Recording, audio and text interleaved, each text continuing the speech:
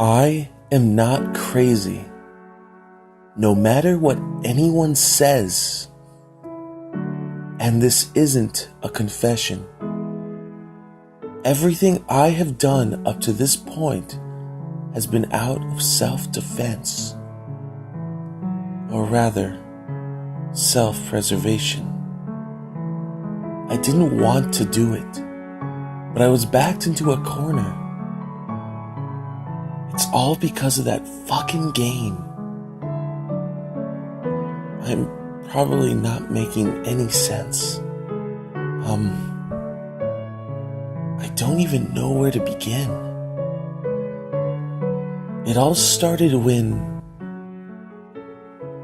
well, shit. I can't really say when it all started. My name is Samuel Summers. I'm 22 years old, and for the last year, I've been going to Harborside Community College. I live in a one-bedroom apartment that was a mile away from the college. I don't have many friends. The only person I really associate with is my friend from high school, James Vargas. He was even more socially awkward than I was. James had always been into occult shit, so when I got a call from him telling me to meet him in a graveyard, I wasn't surprised. It was about 11:30 when I finally decided to get up and leave my apartment. I threw on a sweater, combed my dirty hair, and left my place. The street I lived on never had working streetlights, so it was always dark. This particular cemetery was 3 miles away from where I lived. I went to my backyard to get my green BMX. It took me half an hour, but I rode all the way to the cemetery. I got off my bike and parked it outside the front gates of the graveyard. I started walking until I saw a light in the distance. The light was coming from a fire. In front of the fire sat James and 2 other people that I didn't know. Welcome. I put my hands in my pocket and walked up next to James. He was wearing a black and red hooded jacket. James, what the fuck is going on? Have you ever heard of Mario Fantalis? He was that famous occultist guy, right? To put it plainly, yes. Anyway, he stumbled upon an ancient book that described a way to become immortal. Is this why you dragged me all the way out here? I'm going home. I started to walk away. I have it. I turned around to see James grinning. I walked back over to him. You have what? James brought his hands out in front of him, revealing he was holding an old book. He handed it to me, and I opened it. It was written in a different language. I looked up at James. It's Babylonian. We've only been able to transcribe the end of it, but that's the only part that we understand. Here, I've written the last part, so we can all read it together. James handed me a piece of paper. Now that you're here, we can begin. By the way, who are these people? They helped me find the book, with the condition that they participate in the ritual. Now, let us begin. I looked at the paper, and we all read it out loud. Henceforth, from now until the end of time, I swear to obey the rules of Ludum, lest I succumb to crippling pain and a slow death. Suddenly, the fire exploded into a huge flame. I jumped backwards. I looked at James and then at the 2 other people. Suddenly, I felt violently sick. I started throwing up. I glanced over and everyone else was doing the same. I staggered around and somehow made it to my bike. I barely had the strength to pedal. By some miracle, I got home in one piece. By the time I reached my bed, my vision was blurry. Before I knew it, I passed out. I gasped and jumped out from my bed. I fell onto the floor. I was still feeling nauseous. The sunlight beamed through my window and right into my face. I shut my eyes and reached around until I found my phone. I grabbed it and checked to see what time it was. My phone was unplugged. I plugged it into the wall and turned it on. To my horror, I was asleep for an entire day. I had 42 missed calls. All were from James.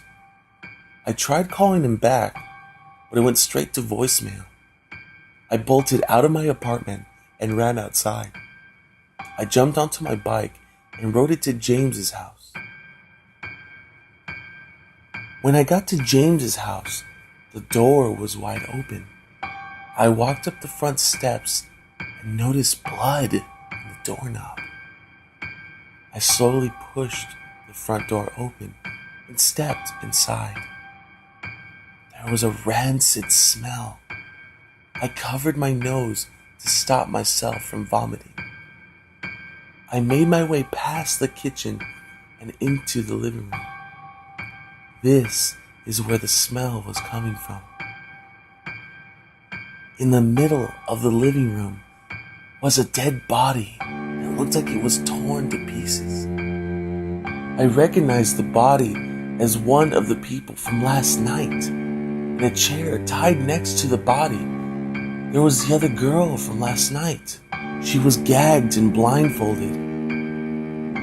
I started to walk towards her, but I stopped in my tracks when I saw James holding a bloody butcher knife.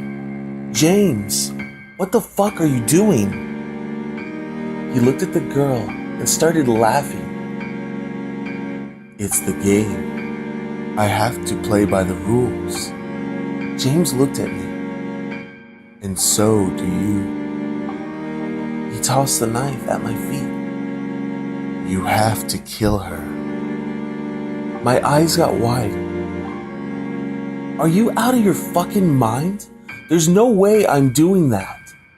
Just then, a sharp pain shot through my entire body. I fell down and curled up into a ball. It was like I was being cut on every inch of my skin. My entire body was shaking and my chest started to collapse in on itself. I looked up and saw James walking towards me. He picked up the knife and cleaned the blood off it. See? I told you, you have to follow the rules in order to play the game. James sighed and sat down next to me. It's my fault. I didn't translate the rules of the game. In order to continue to play the game, you have to kill someone every 48 hours. If you don't, you'll slowly die in extreme agony. James put the knife in my hand. I couldn't even grip it because of the pain. James stood me up and walked us both over to the girl. I held the knife in my hand and James guided it to the girl's throat. She screamed through the cloth she had in her mouth. Without realizing it, I slit her throat. Blood began pouring out of this poor girl's neck like a faucet. At the same time that the blood left her body, the pain left my body. I dropped the knife and passed out.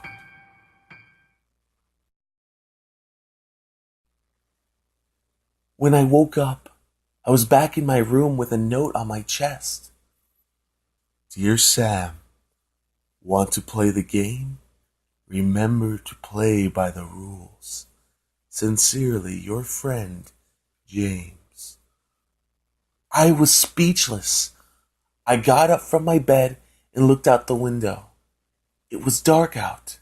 I went to my kitchen and opened a drawer. I pulled out a knife and put it in my pocket. I walked out my apartment. I didn't even bother to close my door. I got into the elevator to go to the bottom floor. The elevator stopped and a woman got on. I started to get a feeling in the pit of my stomach. I started to get a headache. My hand, it acted on its own. I had the knife in my hand and I started to stab the woman repeatedly. She was dead by the time we got to the bottom floor. I ran out the elevator and I just kept running. I've been running ever since. Running and killing. I don't want to. I never wanted to. But the pain was too much. I'm not doing it anymore. Immortality isn't worth it. I'm done.